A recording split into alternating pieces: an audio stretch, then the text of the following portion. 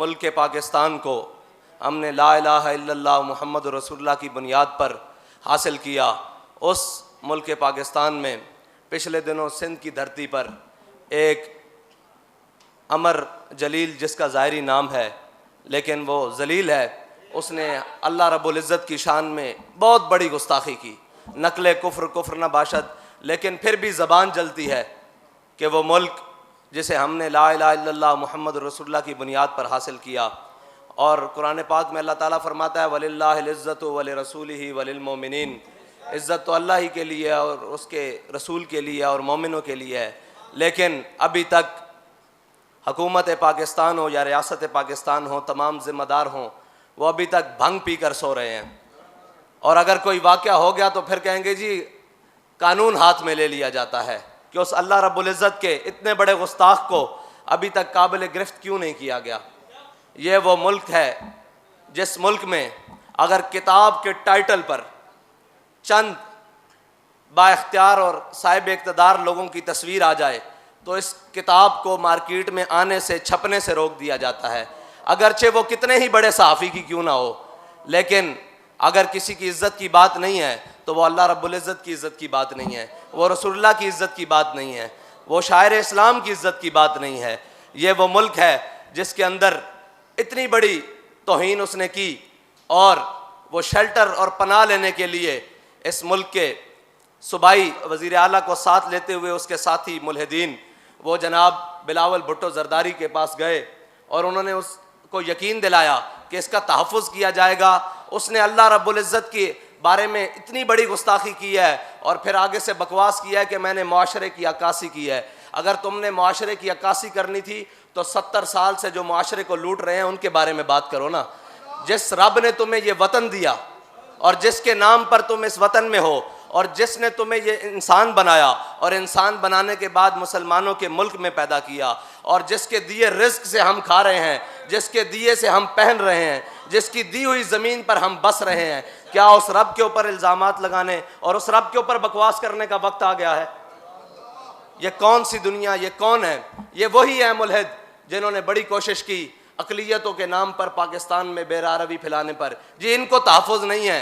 फिर पाकिस्तान, एक निजी रिपोर्ट के मुताबिक पाकिस्तान के हर शहर, हर गली, हर कूचे में ये कोशिश की गई, मुख्तलिफ यके बाद दिगरे, कभी कुरान की तौहीन की गई, कभी मेरे आका और मौला सल्लल्लाहु अलैहि वसल्लम के बारे में बकवास की गई और अब ये वक्त आ गया है कि अल्लाह रब्बुल इज़्ज़त की ज़ात पर बातें होने शुरू हो गई हैं। ये वही हालात हैं जो हालात इंडोनेशिया और सूडान के अंदर, रियासत के अंदर एक रियासत खड़ी कर कर, सोच के अंदर वो मुसलमान रियासतें जिन्हें अल्लाह और उसके रसूल के नाम पर हासिल किया गया था, उन रियासतों के अंदर रियासत आलम कुफ्र यहूद व नसारा ने पूरी साजिश कर कर उसके अंदर रियासत के अंदर रियासत खड़ी कर कर एक नई सोच देकर फिर ये क्या हुआ कि सूडान के 2 टुकड़े हो गए। ईसाइयत की दाग बेल्ट डाली गई और ईसाइयत के नाम पर सूडान एक मुसलमानों का सूडान होगा और एक ईसाइयों का सूडान हो गया। और उसी तरह की दाग बेल आज पाकिस्तान में डाली जा रही है कि सेकुलर स्टेट के नाम पर वो मुल्हिदीन का टोला जो अब अल्लाह रब्बुल इज़्ज़त की ज़ात तक आ गया और उसके ऊपर इतराज़ात करने शुरू हो गए। वो इतराज़ात ऐसे हैं कि जो कम अज़ कम मिंबर पर खड़े होकर बयान नहीं किए जा सकते। इतनी गलीज़ किस्म की गुस्ताखी जो उन्होंने की।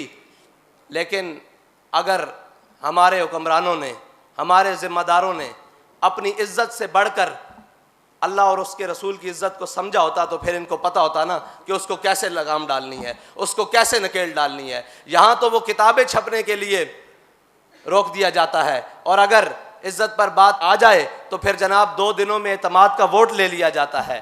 कहाँ हैं वो सारे असबाब, कहाँ हैं वो सारी फोर्सेस, कहाँ हैं वो सारी चीज़ें जो तुम्हें आलियान इस्लाम नज़रिया पाकिस्तान के प्रचार करने वालों पर तो इस्तेमाल करनी आती हैं और जो रब की शान में इतनी बड़ी गुस्ताखी करे उसके ऊपर इस्तेमाल करनी नहीं आती। बल्कि तुम सोए हो घर बैठकर, लेकिन सोए रहो, कोई बात नहीं। तुम्हें पता ही नहीं है कि तुम्हारे सोने से मुल्क का हशर क्या हो जाएगा और मुल्क को किस जानिब लेकर तुम चले जाओगे और किस जानिब ये मुल्क चला जाएगा और क्या इसके नताइज निकलेंगे।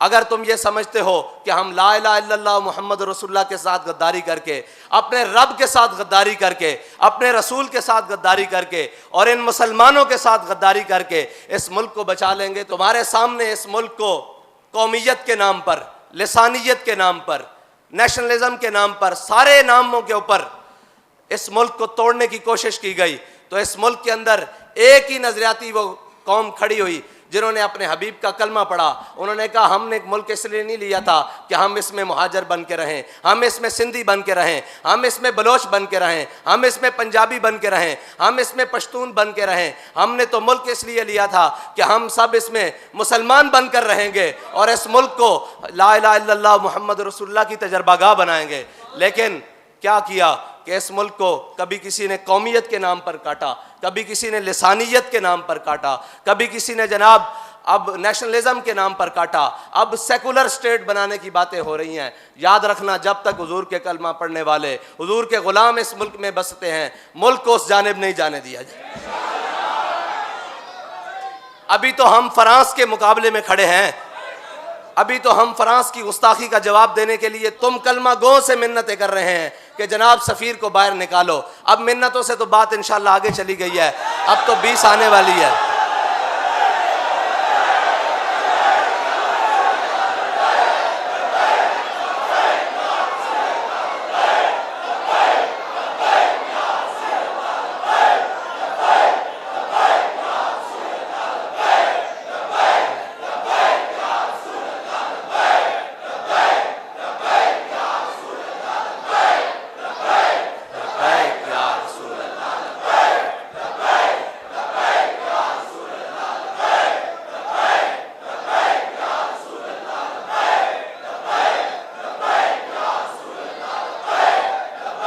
अब इल्तिजाओं से बात आगे बढ़ चुकी है, 20 आ रही है। कहते हैं जी ईद से पहले पहले, मैंने कहा ईद से पहले पहले नहीं, 20 से पहले पहले।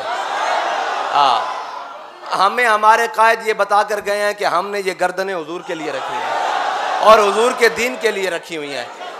और वो हमारे पीराने उज़ाम जो सिंध के हैं, उन्होंने एहतजाज किया तो उन पर वापस पर्चे देने की कोशिश की जा रही है।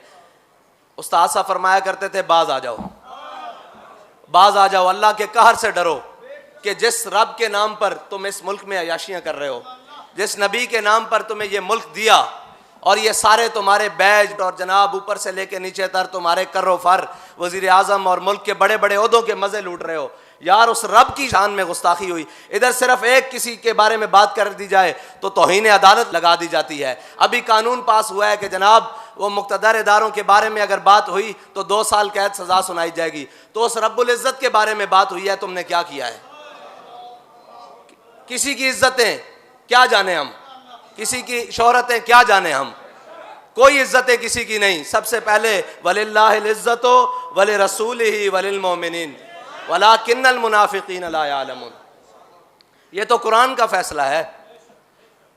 हम आपसे ये मुतालबा करते हैं कि उस जलील को गिरफ्तार करो और उसको कैफरे किरदार तक पहुंचाओ।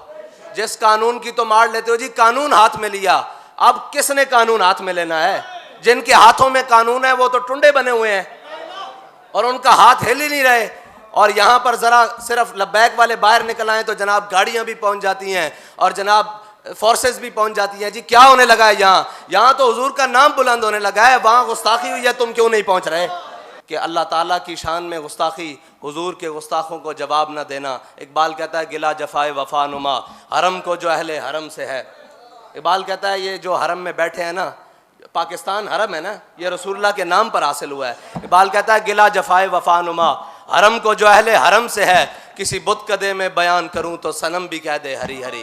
कहता है किसी सनम, किसी बुत के सामने बयान करूँ ना तो वो भी कहे कि वाह मुस्लिया वाह, तो उस वादउला शरीक का कलमा पढ़ता है जिसके बारे में गुस्ताखियाँ हो रही हैं और तू घर में मज़े से बैठा हुआ है और तेरी रियासत के जनाब तमाम जिम्मेदारान घर में सो रहे हैं, उन्हें पता ही नहीं है कि हो क्या रहा है।